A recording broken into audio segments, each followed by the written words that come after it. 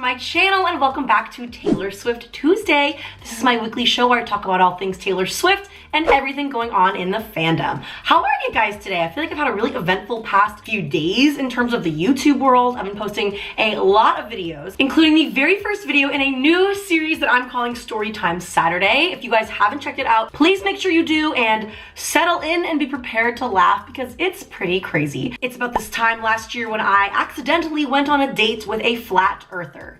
Yes, you heard me right. Someone who believes the earth is flat. It's a wild story. I really just wanted to share it with you guys. And I just really been appreciating your guys' support on this new series. Obviously, Taylor Swift Tuesdays are not going anywhere, don't you worry, but I've been really wanting to do more lifestyle content and just things about me and my life that aren't Taylor Swift related on my channel. So thank you so much for all your support and make sure you go watch it in case you haven't. If this is your first time on my channel, hi, I'm Lauren. I talk about all things pop culture, Taylor Swift, and now with a little twist of lifestyle. I actually have a video coming at you in these next few weeks about my favorite products, favorite clothes, random things that you guys might want to know about, so stay tuned for that by making sure you are subscribed to my channel with your post notifications turned on so that you know every single time I upload a video. Very quickly before I get started, I have to say a giant thank you to someone who asked to be remain nameless, but they went out of their way to send me a message saying that they wanted to make sure that I could go to the Wango Tango concert on June 1st that Taylor Swift is headlining at, and they essentially donated tickets to me and my friends so that I could go see Taylor Swift firsthand and vlog it for you all.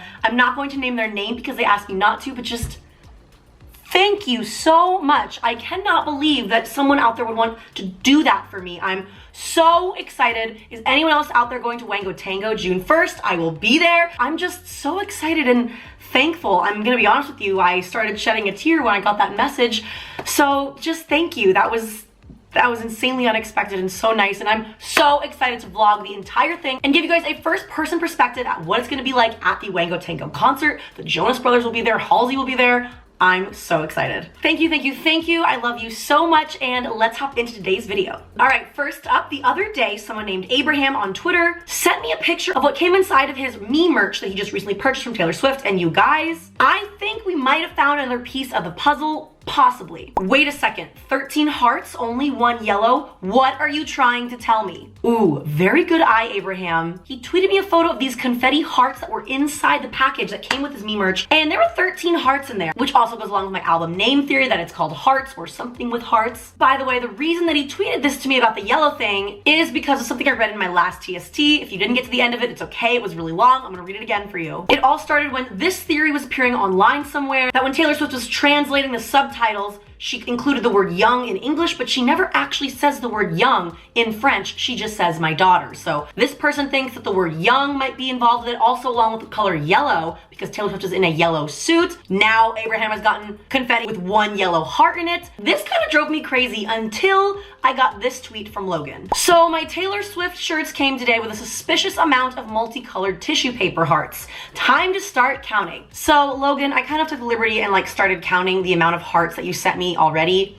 It's definitely more than 13. I was basically in an emotional roller coaster reading Abraham's tweet and then Logan's tweet, so I don't really know what to think in terms of the amount of hearts included in some merch that some people received. If anyone else has seen something similar to this when they received their me merch, let me know in the comments, but what do you think about that? I think it's so interesting that Abraham received 13 hearts, one of them yellow. One of these things is not like the other. I don't know. That could also go along with another theory that has popped up this week that I'm gonna get to in the rumor mill that I'm really excited to tell you about, so make sure you stay tuned to the end. But okay, now with this theory in my mind, is the album called Yellow? When you go back and look at the Me music video, you'll notice that she's the only one in a yellow jacket during the dance ensemble. I do see some yellow briefcases, but what in the world could this mean? Is she taking a note from Coldplay and gonna call a song Yellow? Maybe Yellow Hearts? I don't know. There's a lot of theories running around my head with this one. I definitely still think Hearts is gonna be involved somehow.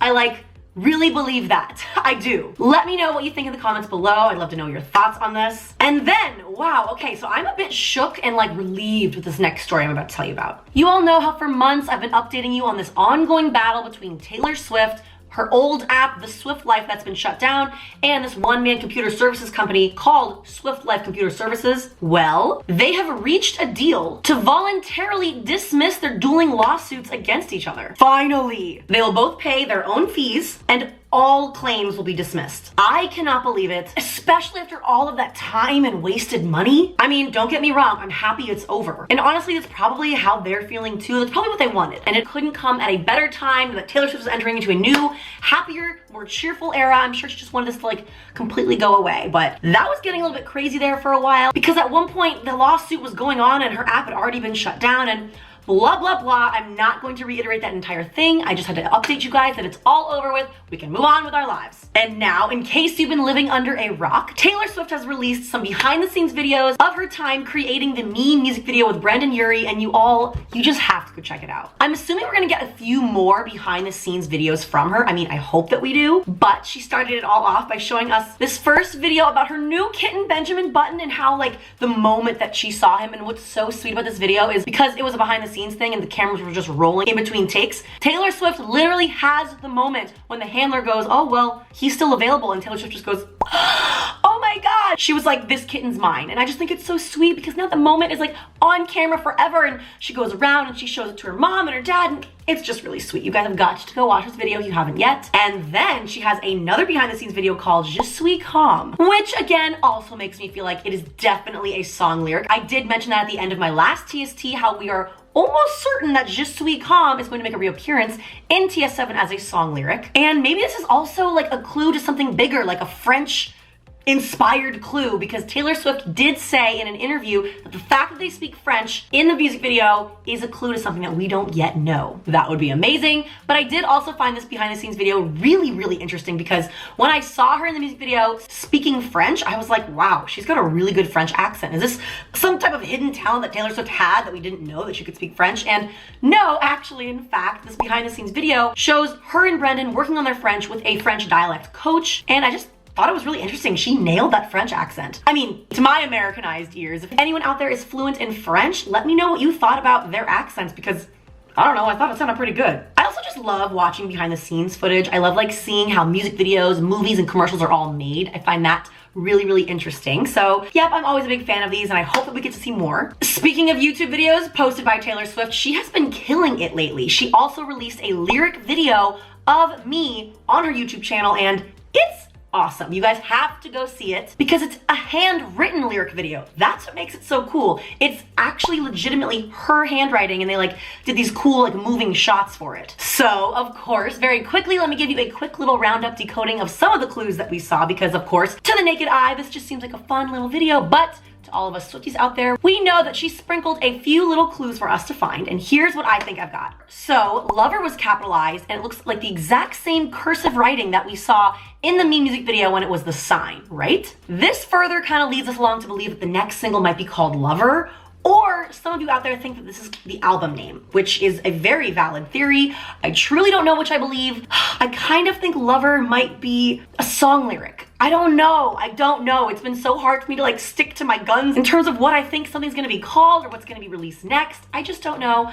I do think Lover could be the name of a song though. What do you think? Song name, album name, lyric? Let me know in the comments. And then another thing that we noticed is that if you pause at the right moment, you can notice that there's a bell on the desk next to Taylor Swift's hands as she's writing, and on top of the bell is an angel. Bringing the angel theory back to life, because Taylor Swift recently capitalized the word angels. She's mentioned them before. She also had angels in the Me music video as her bandmates playing the drums and the keyboard, so angels is a pretty good theory as well. I don't know though. I feel like that might also be a song lyric, Angels, or like a song name. I don't know. To me, Angels doesn't scream the album name, but that's just my own random opinion. I have no reasoning for it. That's just what I'm thinking. But tell me what you guys are thinking, because things are getting so muddled recently. I don't know what's a song lyric and what's a track name. We have to know, Taylor. It's time. Also, again, thank you so much to Ryan for tweeting me. Thank you all to anyone who tweets me, by the way. Make sure you're following me on social media. But Ryan recently tweeted me that when he went to go buy the CD and vinyl version of Me, he received in his email a little note from Taylor Nation. It says, "Hi Ryan, we noticed you picked up some music from the Taylor Swift Me single collection. As a thank you for all of your support, you have been selected to receive an additional music item signed by Taylor.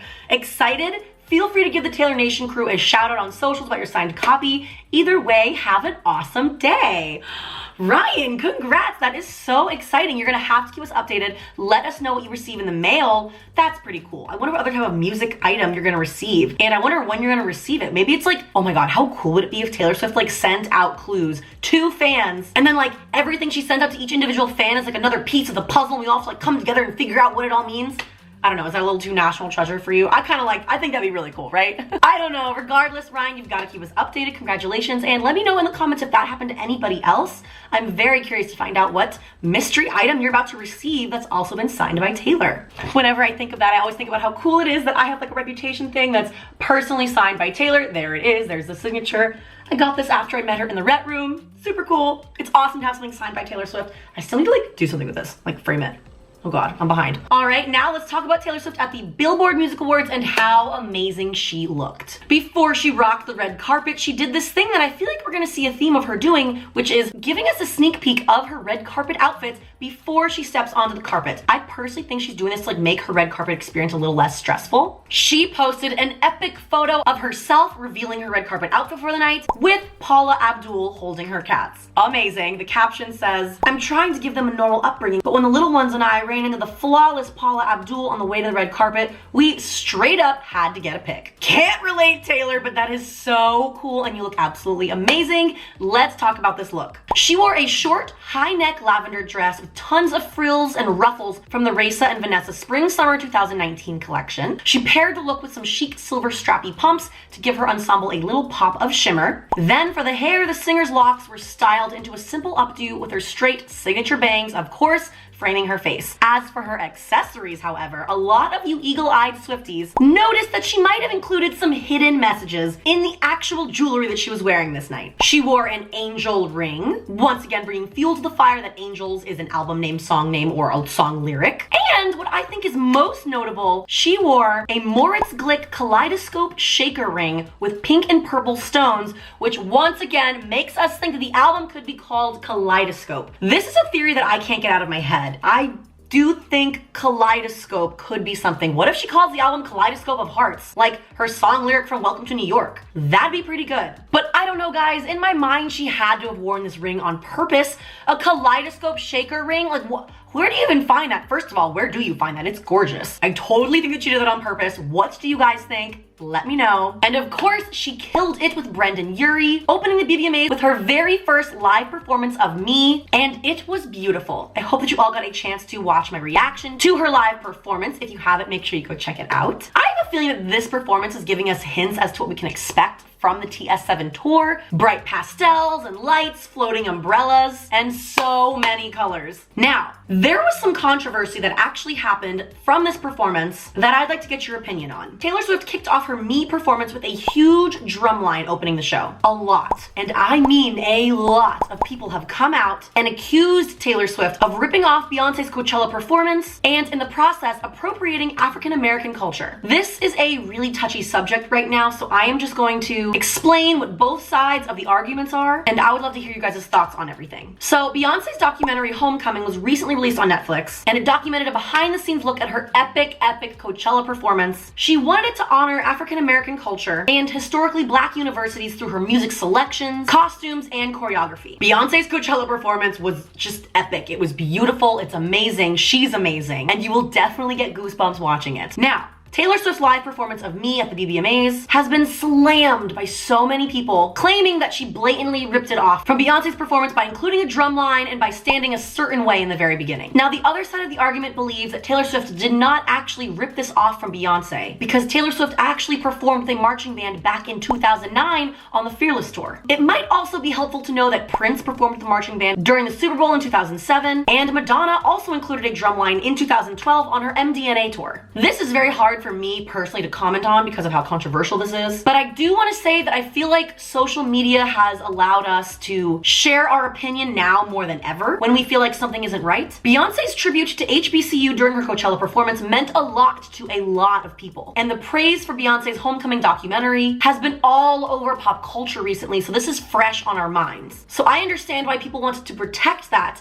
and in the process claim that Taylor Swift is ripping off her performance and appropriating Black culture. The timing of everything was was pretty coincidental. But again, I do have to point out that this is not the first time people have pitted Taylor Swift and Beyonce against each other. Back in 2017, when the Look What You Made Me Do music video was released, Taylor's dancers reminded people of Beyonce in terms of getting in formation and the fact that Taylor Swift was wearing fishnets. That to me is getting a little bit out of hand. Beyonce did not invent fishnets, nor did she invent dancers standing symmetrically in a line or performing with a marching band. I do see how people have been making these comparisons, but I do not believe that Taylor Swift chose to maliciously rip off Beyonce. I just don't buy it. Taylor Swift and Beyonce are on great terms, and they have been for years. Beyonce was the one that brought her back up on stage after Kanye dissed her. They have taken many photos together, and Beyonce and Jay-Z even attended Taylor Swift's birthday party. I'm not saying that people out there don't have a right to feel offended. I don't have the power to say that. What I'm saying is that people just need to look at the history between these two epic performers before jumping to attack each other. I don't know if you've noticed, but the Beyhive and the Swiftie fandom have been at war recently, and I know for a fact that that is not what Beyonce and Taylor Swift would want at all. So please guys, just try to treat each other with respect and kindness, even if you disagree on something, because on the internet things can just get nasty. So just take care of yourselves out there and let me know your thoughts in the comments below. What did you think about this controversy? All right, now moving on to a little bit of a happier note. Someone tweeted me this over the weekend and it made me laugh, so I had to share it with you. Holly Armstrong on Twitter recently tweeted out an old picture of herself, and look who she is standing next to. I cannot believe this photo. It honestly took me a second after I looked at it, but yup, that's our girl. That's Taylor Swift standing next to Holly Armstrong in 2003. And if you look a little bit closer in the background, that is her younger brother, Austin Swift, holding her demo CDs because he was the one passing them out that day. How cute is this photo? Holly also included a screenshot description of the photo, and I'll read that to you now. She was just so genuine. She makes you feel like you no matter what. I was visiting family in New York near the boardwalk, and I heard someone playing country music, and I got my butt over there and stayed for the whole set. It couldn't have been more than 15 minutes. Seeing that she was my age, I walked up to her after and we talked for a quick bit. I asked for a demo CD, she signed it, and then I played the hell out of those 2 songs on my Walkman for 3 years. I followed her on MySpace, and that's where I first heard Picture to Burn. Even back then, she got me through some very tough times. Oh, look at that. That is so amazing. Thank you so much for sharing, Holly. This is such a cool moment. I love that it seems like Taylor Swift has not changed a bit in all of these years. Even then to how she is now, the amount of fame, sold out stadiums has not affected her humbleness or her ego. She is still just that nice girl next door that we all love to listen to. She's just playing to a little bit of a bigger audience now. Could you imagine just walking down the boardwalk and just Taylor Swift just sitting right there? That is just nuts. I wish I had a story like that of hers. And now let's talk about 2 of the newest interviews we've received from Taylor Swift, because she's on an interviewing spree right now. I am also still desperate to interview you myself, Taylor Swift, on a Taylor Swift Tuesday. We would love to have you guys. Tweet Taylor Swift, Taylor Nation, Tree Payne. I would love for this to happen. I'd freak out. The last time I asked you guys for something like this, Spencer Pratt came on my show. So it's possible. Anything is possible if you just believe and tweet hard enough. But the first interview I want to talk about was with Zane Lowe from Beats One on Apple Music. I really love this interview, you guys. You definitely need to go watch it. It feels like you're FaceTiming with Taylor Swift herself. He asked some really great questions, and she seemed just so relaxed. Being able to interview from the comfort of her home. I'll include a link below, but here are some of my favorite moments from this interview. First of all, I want to congratulate you because, the video's gone on Broken Records, and it's been really well received, and you directed that.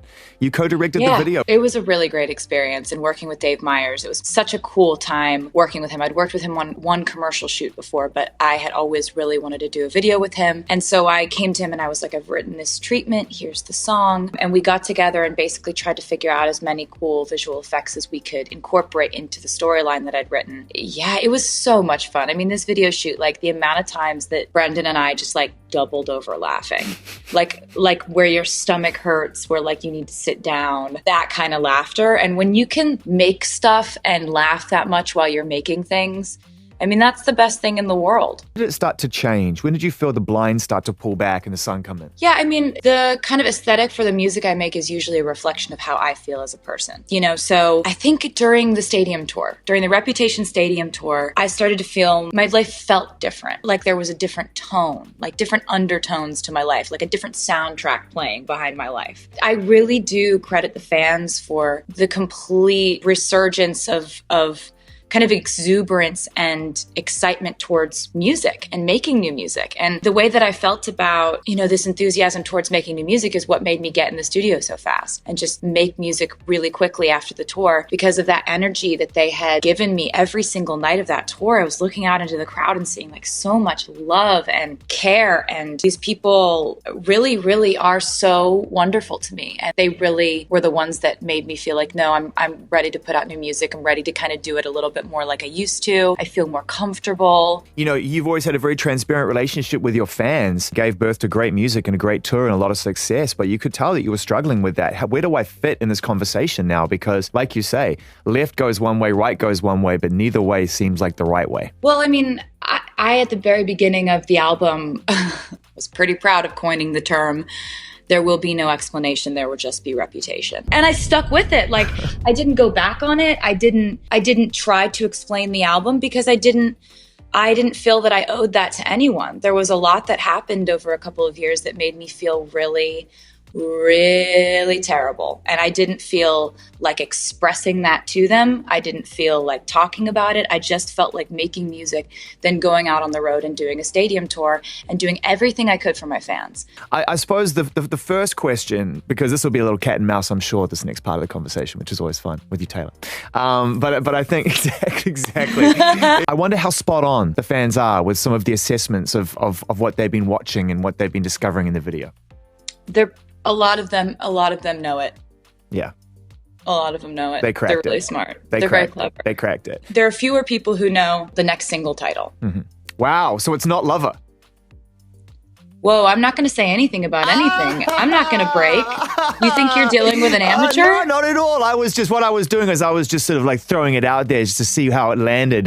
I'm just playful. I'm just playful. I love that. She totally just like kept her cool when he asked about the clues, and like everyone keeps trying to like read her face. Like, how did she react when he said that? And honestly, she kept her cool. She did a great job. And she's just sitting there like, oh, I have this all figured out. You're not going to crack me. I loved that. And then she had another interview with BBC Radio. And listen to this very interesting word choice that she chose to use when she was asked about what it was like working with Brendan Urie on the Mean music video. Also, I'm really living for your friendship with Brendan Urie right now. Oh, he's the best. I know. He's the best, and he's one of those people that he has so much fun and brings so much joy and enthusiasm to what he does that he elevates everyone else's mood. Like when he walks in, everyone else goes from like a 7 to a 13 on the excitement scale. A 7 to a 13, huh? Sounds like she's hinting at something happening on July 13th, doesn't it? From my last week's TST, we talked about the possibility / theory of her announcing the album release date on July 13th and then 13 days later, July 26th, being the actual album release date. That's a pretty good one. What do you guys think about this? Like, from a 7 to a 13, wouldn't you normally say from like a 1 to a 0 or like 0 to 100 when you're like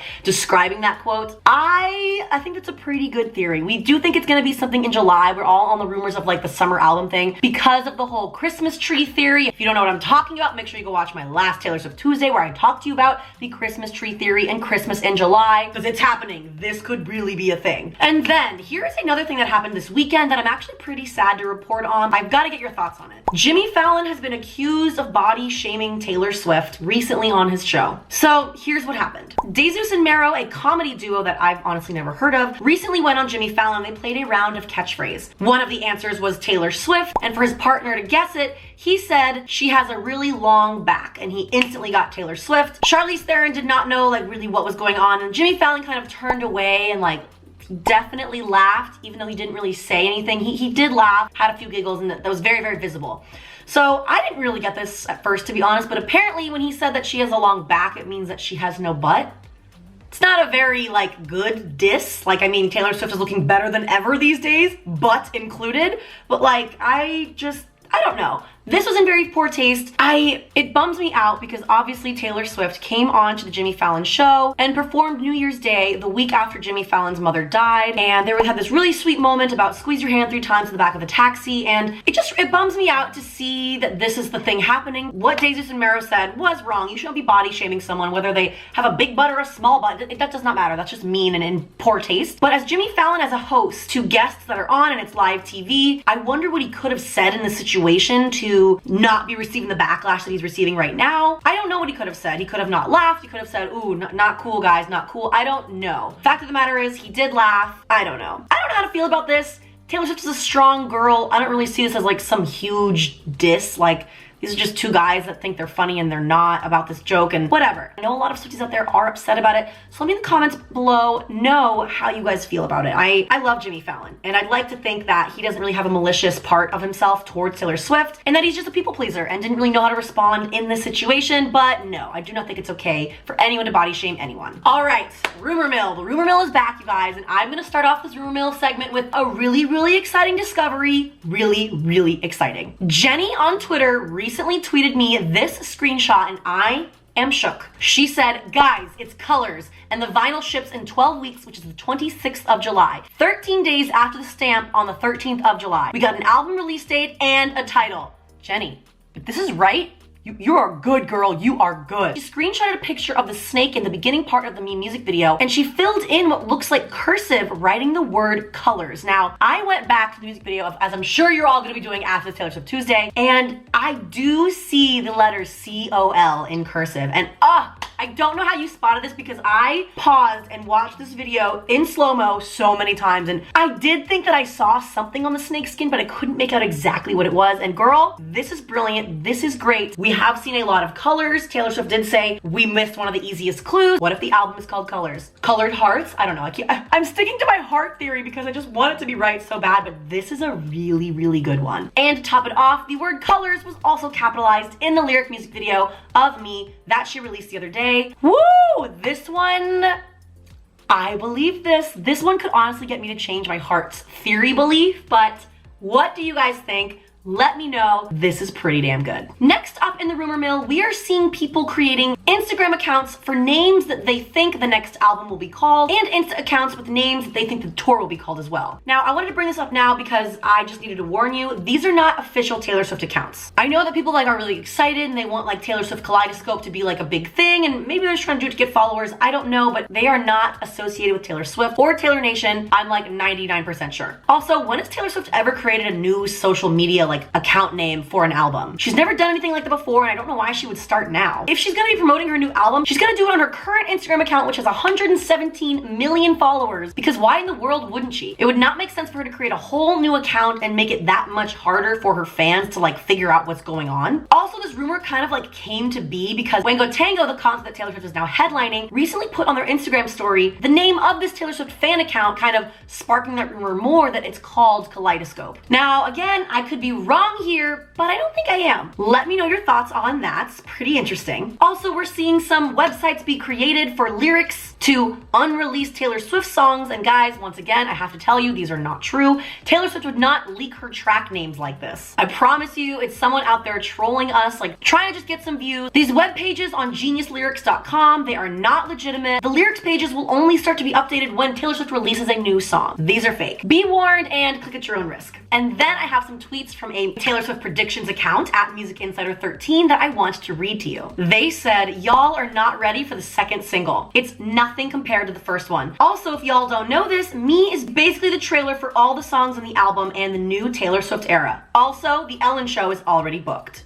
Woo, that tea is hot. Again, we don't know if this is true or not, but I want it to be true. I really want it to be true. And I do like this Twitter predictions account. They've been right in the past before, and they've also been wrong before, so we never know what to believe. It's just fun to think about. Whew! It's just exciting. I'm so excited for that second single, guys. We need to know when it's coming. And speaking of that, I'm gonna end today's show with a rumor that was fueled by Taylor Nation themselves. They recently posted on their social media, "You asked, we listened. The daily merch collections are back for 1 week." Oh wow, how convenient is that? This particular sale that they're talking about ends on May 12th. And the day after that is Monday, May 13th, which conveniently has a stamp on it on the Taylor Swift calendar. Guys, I have to know what you think here. Do you think we already have another announcement coming at us on May 13th? Oh my God, that's in a week from now.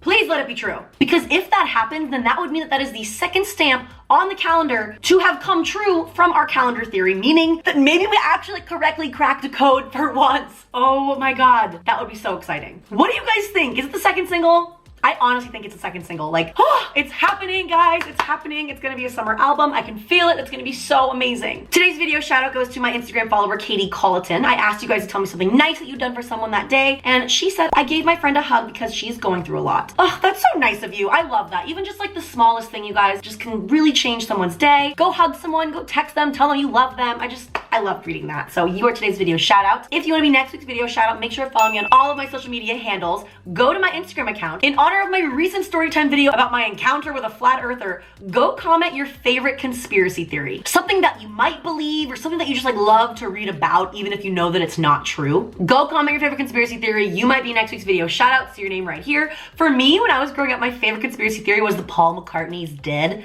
conspiracy theory, that like he's been replaced by some lookalike. And guys, don't worry, don't come for me. I know it's not true. It's just really funny because the Beatles would actually include little clues in their album booklets, kind of similar to Taylor Swift, about why Paul is dead and he's the walrus. And it's just, I love that conspiracy theory. I always think it's so much fun. Go do that if you want to be next week's video shout out. And yeah, it's an exciting time to be a Swiftie, guys. I need to put that on a shirt because I just feel like that's all that I can think about. I'm so excited to bring you guys some new content, some new pop culture content. Today, I will also be releasing a video of my reaction to the Met Gala fashion on the red carpet, so make sure you're stay tuned for that. And yeah, I love you guys. If you enjoyed this video, please make sure you leave it a like. If you wanted to join my Patreon and come see a little bit more exclusive behind the scenes stuff about me, have more in-depth conversations about Taylor Swift and things going on in my life and me creating my YouTube channel and just my plan for the rest of the year, click the link below to come join my Patreon. Come check it out. We'd love to have you. And I hope that you enjoyed my video today. If you did, make sure you are subscribed with your posties turned on, and I will see you in my next video.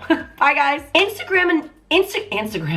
Anyone else out there is fluent in French? French is not a language.